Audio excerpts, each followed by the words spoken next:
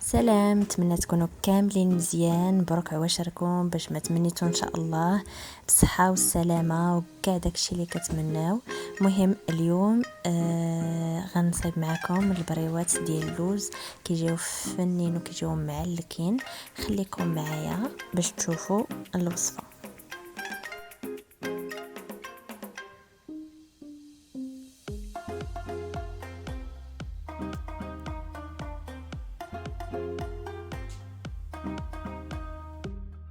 مهم هنا غنخدم بكيلو ديال اللوز.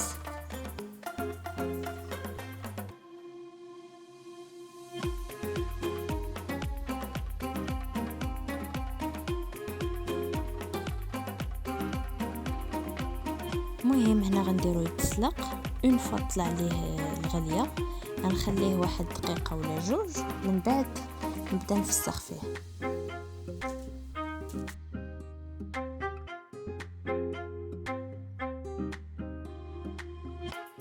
مهم من بعد ما غسلت اللوز وخليته يتسقطر مزيان غنسرحو في شي طورشون باش ينشف، حيت محتاجه نطحنو في نهارو، سينو تقدروا تخليوه يبات ما كاينش مشكل. مهم هذا هو اللوز اللي طحنت مع 500 غرام ديال سنيده. في المقادير غنحتاج 5 الحبات ديال المسكه الحره اللي غنطحنها مع السنيده باش يسهل عليا الطحين ديالها، ومعلقه ديال الجلوكوز هو اللي كيعطي ديك التعليكه البريوات ديالنا، كاس ديال الزبده اللي كنبقى ندوب فيها حتى كتولي بيغ نوازيت، و4 المعالق كبار ديال الزهر. تقدروا تضيفوا حتى معلقه صغيره ديال القرفه، حتى هي كتعطي واحد النسمه زوينه للبريوات ديالنا.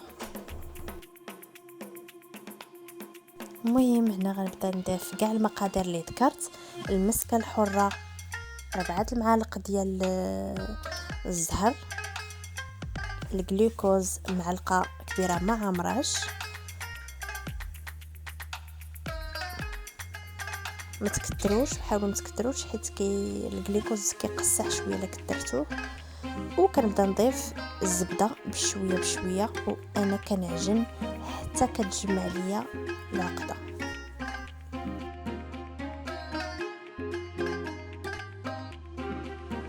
كيف شفتوا من بعد ما جمعت العجينه ديال اللوز شتي كتجي بحال هكا تقريبا، احتاجيت لداك الكاس ديال الزبده كامل. المهم غنبدا ندير كويرات صغار وغنخدم حتى بهاد الصبيعات باش ندير حتى دي سيجار. كيف كتشوفوا فاش كنجمع دغيا كتجمع على حساب الزبده. المهم كنكمل بنفس الطريقه حتى كنسالي. من بعد ما تنساوش تغطيو دوك الكويرات ديال اللوز ولا سيجار كومسا ما يقصاحوش وسهل عليكم الخدمه ديالهم. مهم هنا غنحتاج تقريبا كيلو ونص ديال الورقه صغيره. كنبدا نطويها على هذا الشكل وكنبدا نقطع فيها بحال هكا دي بونديت.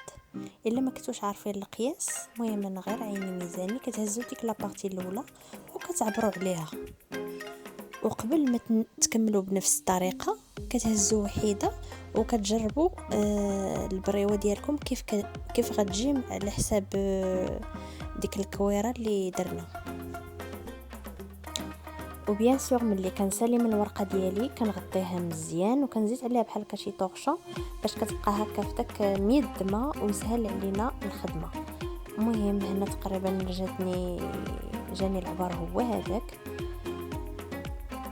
كيف شفتوا كنحط هذيك الدويره كنبقى نلوي بحال هكا من هاد الجهه، وانا كنقاد في الجنب باش ما يجيونيش خاويين.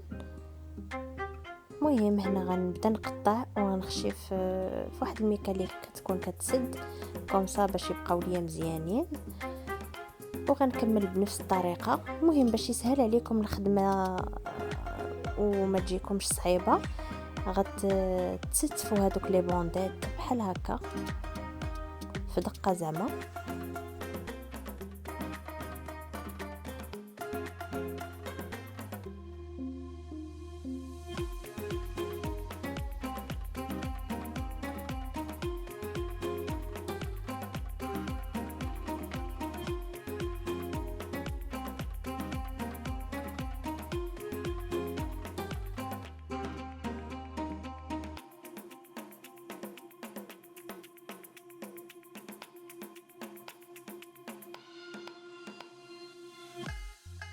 مهم كيف كتشوفوا الطريقه. هنايا لا شاط ليا واحد شويه كنقطعو وكنسد بالدقيق اللي خلطته مع الماء، منكتروش، وكنعاود نخشي في هذيك لابارتي اللي بقات لينا محلوله كومسا باش ما يتحلوش فاش نقليوهم.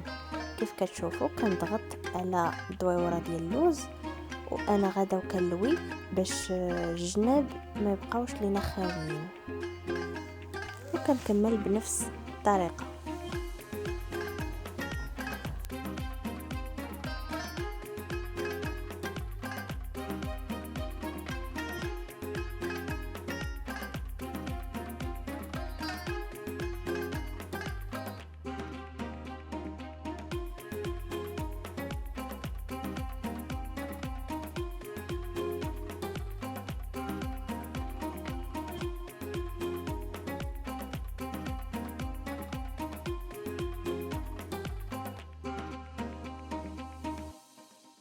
مهم هنا باش ديروا السيجار كتشدوا ورقه كتقسموها على 4، كتشدوا بارتي منها كتحطوا السيجار واتونسيون ما يكونش فايت الجناب. كنلويو شويه كنشدوا ديك لابارتي الاخرى كنلويوها هكا بشويه بشويه باش الورقه ما تقطعش ليكم. كنشدوا لابارتي حتى هي الثانيه كنلويوها، كندير شويه ديال الدقيق باش تلصق، وكنعاود نلوي. دوك الجنيبات اللي كانوا ناشفين شي شويه من الاحسن تقطعوهم كومسا باش ما يتحلوش، وكنضغط وانا كنقاد باش كاع الجناب يعمروا وتقاد لنا البريوه ديالنا.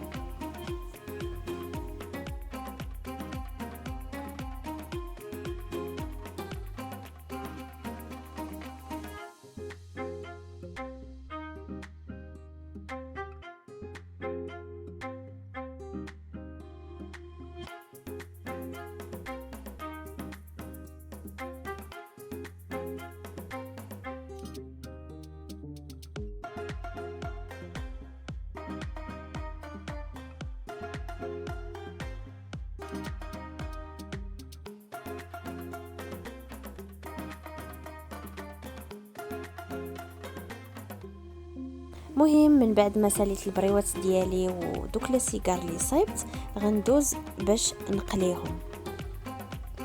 مهم شي كاسرول ولا شي طنجره بحال هكا تكون عاليه شي شويه، ندير الزيت يسخن مزيان، الجهد اللي غطي لينا البريوات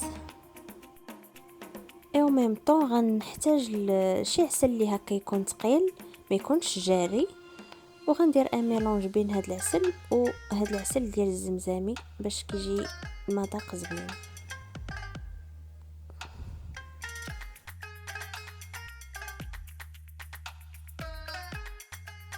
هنا غنحتاج لصينيه وهكا كسكاس وهذه باش غنصفي باش داك العسل اللي تقطر بيان سور ما يطيحش.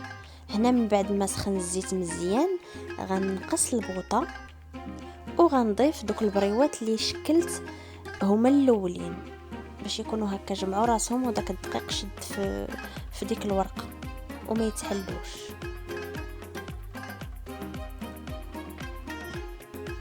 كنضيف هكا شويه بشويه وغنخليهم حتى نحس بهم شدوا في راسهم، عاد نبدا نقلب فيهم. كيف كتشوفوا هذا هو اللون اللي جا فيهم، جا محمر بحال هكا. كنصفي ومباشره كنطفي في العسل. دو بريفيرونس يبقاو مرقدين حتى الغد ليه، عاد تحيدوهم من العسل. انا حيتهم ديك الساعه. المهم اللي بغيتو كيف كتشوفوا كنعاود نهز داك العسل وكنخوي عليهم من الفوق باش كيشربوا مزيان داك العسل.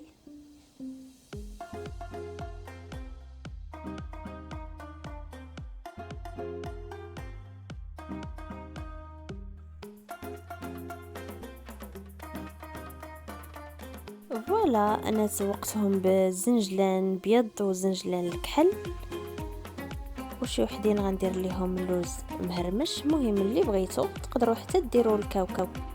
اي فوالا، هذا هو الشكل النهائي ديال البريوات ديالي. نتمنى يعجبوكم، تعجبكم الوصفه وتجيكم سهله. نتمنى تجربوها وتردوا عليا، وما تنسونيش بلي لايك ولي كومونتير كيف العاده. كنبغيكم بزاف وتهلاو في راسكم. الوصفه الجايه ان شاء الله. اوفر.